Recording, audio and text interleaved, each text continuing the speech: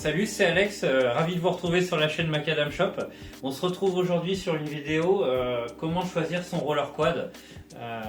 C'est une question qu'on nous pose souvent. Alors, il y a une vraie différence. La première question qu'on va vous demander généralement au magasin, c'est qu'est-ce qu'on veut faire avec son patin. En soi, il y a différents types de rollers.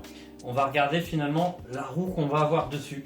On a un paramètre hyper important sur ce type de roller, c'est que quand je veux faire de l'extérieur, il me faut des roues molles. Et quand je veux faire des sports en intérieur comme le dancing, l'artistique, le roller derby, le ring hockey, il me faut cette fois-ci des roues dures. La différence vient du sol qu'on va pratiquer. Je suis sur un sol très dur en extérieur, on va utiliser des roues molles.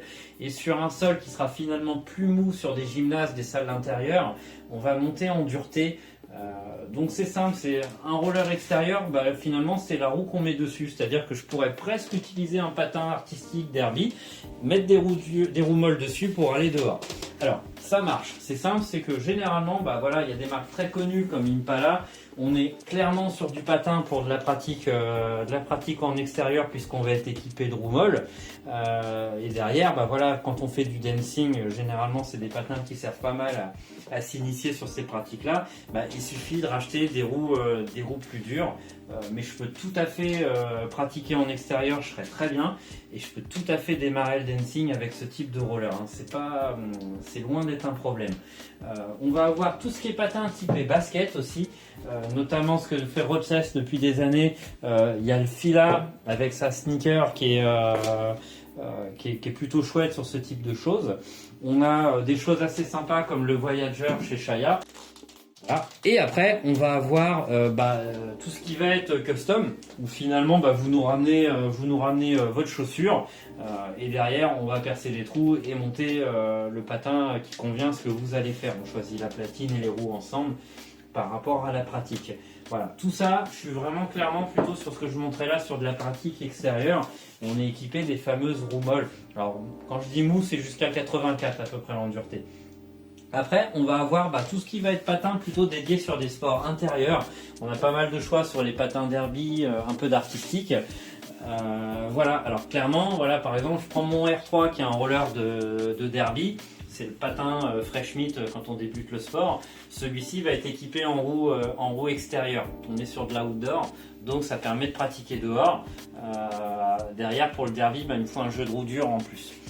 Voilà. Après, on a tout le type derby, donc comme je disais, chez Hypno, chez Shaya, chez Rydell. Voilà, quelque chose qui marche bien. Voilà, quand on fait du derby, généralement, on démarre avec un patin avec une platine en nylon dessus, et quand je monte un peu dans la pratique, on va évoluer vers des platines aluminium beaucoup plus résistantes et plus péchues en termes de réactivité et de nervosité. Ça marche pareil dans le ring hockey et les autres sports comme l'artistique.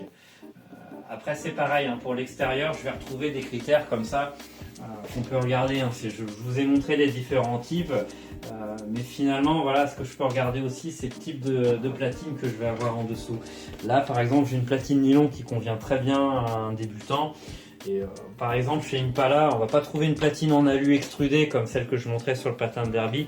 On sera sur un alu beaucoup plus basique, mais qui me permet d'avoir quelque chose de suffisant pour faire de la balade. C'est plutôt top. Voilà. Après je le montrais tout à l'heure sur mon patin, sur la Boots Kickers qu'on a là-bas. Mais derrière, ça sera pareil dans le derby. Il y a le choix des chaussures, notamment en évoluant un peu dans les sports. On part sur de la Boots Carbone qui sera beaucoup plus technique, donc c'est loin d'être le patin pour démarrer, parce que je vais vraiment beaucoup gagner en termes de réactivité, mais je vais sacrifier une petite partie de confort, même si je peux les mouler sur le pied. Voilà, je pense que la vidéo vous a été utile. Malgré tout, s'il y a des points à éclaircir, vous pouvez venir vers nous, mais globalement, si je devais résumer, roue molle extérieur, roue dure, sport d'intérieur. N'hésitez pas à venir poser vos questions sur le Insta, ce que vous voulez, on vous attend.